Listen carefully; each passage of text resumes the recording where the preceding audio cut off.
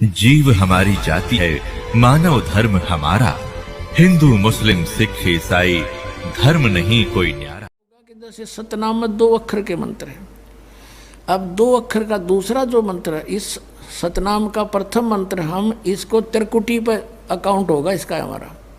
और जो पहले मंत्र आपको 7 मंत्र दे रखे हैं, ये इसलिए दिए जाते हैं कि क्योंकि आप बहुत युगों से यहाँ अपना कति कंडेम हो लिए, इस युग में आए हो, इन संतों के पास जीवन व्यर्थ कर लिया, आपके पाप इतने ज़बरदस्त हो गए। कई भक्त तो नाम लेते हैं क्योंकि एकदम विश्वास नहीं होता, ज्ञान वो सुन नहीं पाते। अगर पक्का विश्वास करके कि कबीर इज गॉड और आप आ जाओ, नाम ले लो, सब त्याग दो, मर्यादा सब पुरानी पूजाएं, गारंटी देता ये दास चाहे कति कैंसर का बाप हो, तुरंत ठीक हो जाएगा।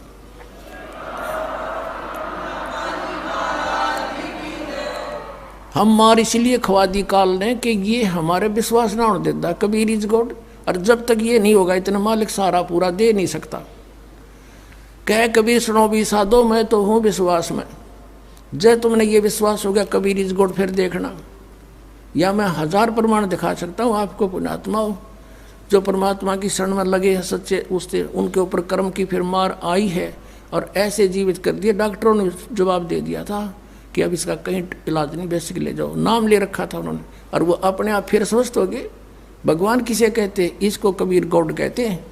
तो ये प्रथम मंत्र में आपको अब ये 7 मंत्र बना के दिए जाते हैं। पहले 5 मंत्र देते थे नानक साहिब भी और परमेश्वर कबीर साहिब जी। फिर ये हैं 5 नाम हैं जो हमारे कमलों में ये प्रधान बैठे हैं। मूल कमल में गणेश जी, स्वाद चक्र में सावित्री ब्रह्मा जी, नाभि कमल में विष्णु और लक्ष्मी जी, हृदय कमल में शिव पार्वती जी, और कंठ कमल में ये दुर्गा जी।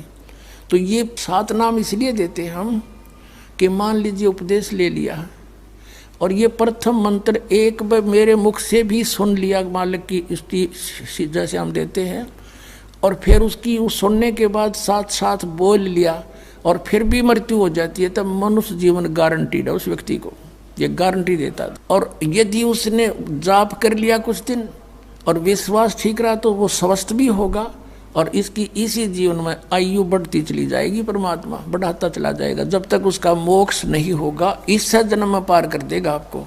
तो इसलिए ये 7 मंत्र दिए जाते हैं। ये पहले वाला लास्ट वाला मंत्र आपको जन्म दिवा होगा तुरंत, मनुष्य जीवन का गारंटीड है, मृत्यु भी हो जाएगी। पुण्यात्मा इसलिए मान लीजिए किसी का कोई बीमार है, या 80% व्यक्ति दुखी आए हुए, और जो विश्वास कर लेता उनको गारंटीड बात पूछ लो, यहाँ लाखों बैठे होंगे, आ जाते हैं, सुनते रहना और सब स्वस्थ हो जाते हैं। तो ये वो परमात्मा है। तो इसलिए प्रथम मंत्र जो आपको दिए जाते हैं, इनमें ये 2 मंत्र अब कंपलसरी थे, पहले नहीं थे ये।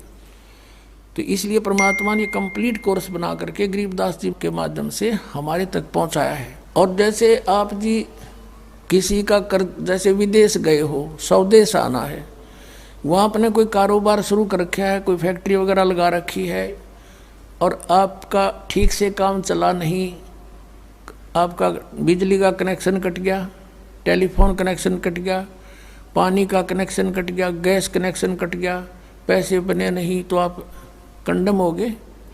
और वहाँ कोई ऐसा प्रभावशाली व्यक्ति आपको मिल जावे, सरकार को गारंटर बने कि भाई तुम इनका चालू करो कनेक्शन, मैं गारंटर बनता हूँ, और फिर उसको कहेगा भी तू पैसे तो देगा, यही तेरे कर्जा उतारेगा, नहीं तो फिर काट दियो ना, देते क्या बात है। तो ऐसे ये दास आपका गारंटर बनता है और आपके सब कनेक्शन चालू करवाता है, लेकिन इनकी मजदूरी करके ये देने पड़ेंगे, तुमने कर्जा आप उतारना पड़ेगा। और परमात्मा जो है कुछ अपने कोटे से भी आपको पैसे देता, क्योंकि आप चला ही नहीं सकते अपनी फैक्ट्री को बगैर थोड़ा बहुत, और सारा ना मिल रहा कहीं से, तो वो बगैर आपके वैसे सब्सिडी समझ लो ऐसे देता है। तो परमात्मा पहले आपको सब्सिडी देता है जिससे आप अपना काम चलाओ और फिर डट कर भक्ति करो, मर्यादा में रहो, आप धनी हो जाओगे, बहुत शीघ्र धनी हो जाओगे। बहुत कीमत है इन मंत्रों की। इन भगवानों के जो 5 प्रधानों से आपने मुक्त होना है, त्रिकुटी पर जब जा सको हो उस समय पहुंच पाओगे जब इनसे आप अपना नो डू सर्टिफिकेट ले लोगे। अब ये मंत्र जो 2 मंत्र फर्स्ट और लास्ट है इन 7 मंत्रों में, इसके साथ मिलने से ये मंत्र जो प्रथम जाप आप करते हो, इनका ऋण मुक्त हो जाने के बाद भी कुछ आपकी कमाई यदि बच गई तो इन 2 मंत्रों के प्रभाव से ये कन्वर्ट हो जाएगी आपकी सतलोक चालन नालियाँ में, इनमें से बच भी गई तय। और फिर जब आप यहाँ से प्रस्थान करोगे तो आपका अकाउंट, अब ये कहते हैं राधा स्वामी धन धन सतगुरु वाले, ये जय गुरुदेव वाले कहते हैं, हमारे गुरुजी तो कहते हैं हम तो सीधे त्रिकुटी से चलते हैं। यहाँ बताते हैं त्रिकुटी यहाँ नहीं है, त्रिकुटी इसके पीछे बैक में है, यहाँ पर जो नीचे से सारा ये तंत्र साथ मिला हुआ आता है, यहाँ है पीछे। ये कहते हैं हमने ना तो वेदों की आवश्यकता, ना किताबों किसी और, ना हम गीता को मानते, ये भी तो किसी ने लिखी है। और हम तो सीधे त्रिकुटी से प्रारंभ करते हैं अपना रास्ता, त्रिकुटी से, उसका किसी ने नहीं पता। ये सारे ऋषि महर्षि त्रिकुटी माथा मारा करते और उन्हें खक नहीं पाया आज तक। त्रिकुटी से तो बहुत आगे जाना हमने, और त्रिकुटी पर जाना कोई बालकों का खेल है, कोई बरवाले का बस स्टैंड है, चाहे पैदल पहुंच जाओ चाहे रिक्शा में बैठ कर पहुंच जाओ। त्रिकुटी इज द इंटरनेशनल एयरपोर्ट, त्रिकुटी अंतर्राष्ट्रीय हवाई अड्डा जानो। और वहाँ वही व्यक्ति जाता, सैर सपट्टे तो कोई धक्के खाएं जाओड़ा, क्या फ़ायदा होगा, उसने देख भी और राजा उल्टा, क्या फ़ायदा उसका। वहाँ पर केवल वही व्यक्ति जाता है जो पहले टारगेट बना चुका होता है, और जिस देश में जाना है उसका पासपोर्ट और यहाँ की सरकार से नो ड्यू सर्टिफिकेट, और तब वो उस इंटरनेशनल एयरपोर्ट पर जाकर कुछ लाभ उठा सकता है। तो वहाँ से फिर आगे कैसे जाएंगे, उस त्रिकुटी पर पहुँचने के लिए तो सारा झंझट है, उस पर जाएं पाचा फिर आप पे काम बन गया। तो त्रिकुटी पर जाने से पहले हमने इन भगवानों से नो ड्यू सर्टिफिकेट लेने पड़ेंगे। और आपकी ये ऐसी भक्ति है, इसे ऑटोमेटिक, ये देवता है, ये कोई किसी के साथ भेदभाव नहीं करते, आपकी कमाई एग्जैक्ट लिखी पाएगी कंप्यूटर की तरह, और जो आपका ड्यू शेष होगा आपको थमा दिया जाएगा। हृदय कमल में जीव रहता है, और इसके यहाँ से फिर ये सबसे पहले इसका रास्ता है त्रिकुटी बजाने का, सबसे पहले मूल कमल में जाना पड़ेगा। मूल कमल से फिर सीधा रास्ता बनता है त्रिकुटी तक जाने का। उससे पहले गणेश जी के लोक में से गुजरना पड़ेगा, उसका एक जैसे बैरियर होते हैं प्रत्येक बॉर्डर पे, यहाँ ऐसे बैरियर हैं।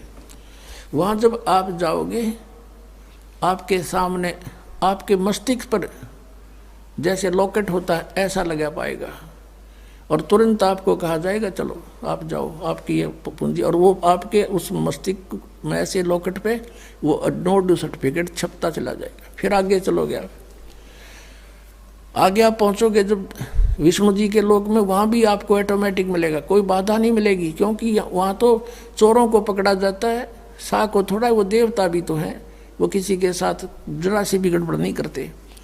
फिर ऐसे शिव के लोक में से शिव का इस कमल में, हृदय कमल से फिर त्रिकुटी कंठ कमल में आएंगे, फिर हम त्रिकुटी पर पहुंचेंगे। अब त्रिकुटी पर जाने के बाद इस सतनाम के जो प्रथम मंत्र का अकाउंट वहाँ देंगे हम, लेकिन वहाँ पर यह काल बकवाद करवा देता है। यहाँ का जो जितने देव हैं ये अपने सतर पर कोई गलती नहीं करते, ये करवाता है। ऐसे ये त्रिकुटी पर जाकर चाल चाल है, यहाँ तक नहीं बोलता ये। अब वहाँ ये कोशिश करता है कि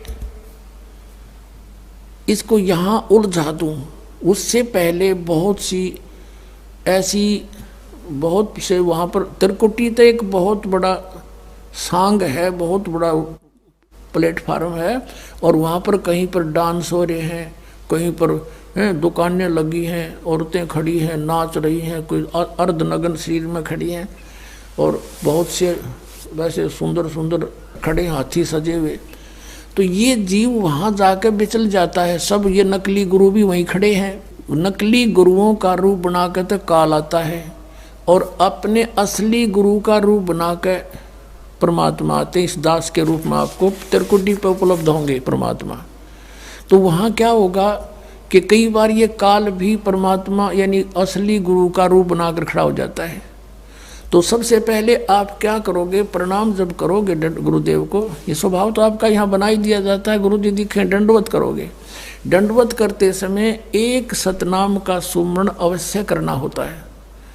1 सेकंड, ये 10 सेकंड मुश्किल से लगती हैं। श्वास उस श्वास का सिमरण करें प्रणाम करते समय, और उठकर जब देखोगे यदि परमात्मा होंगे तो एज इट इज पाओगे, और जब काल होगा दास के रूप में तो उसका स्वरूप बदला पाओगा, ऊपर का कपड़ा हटा पाओगा, उसका असली सूरत मिल जाएगी, तो आप वहाँ से बच जाओगे।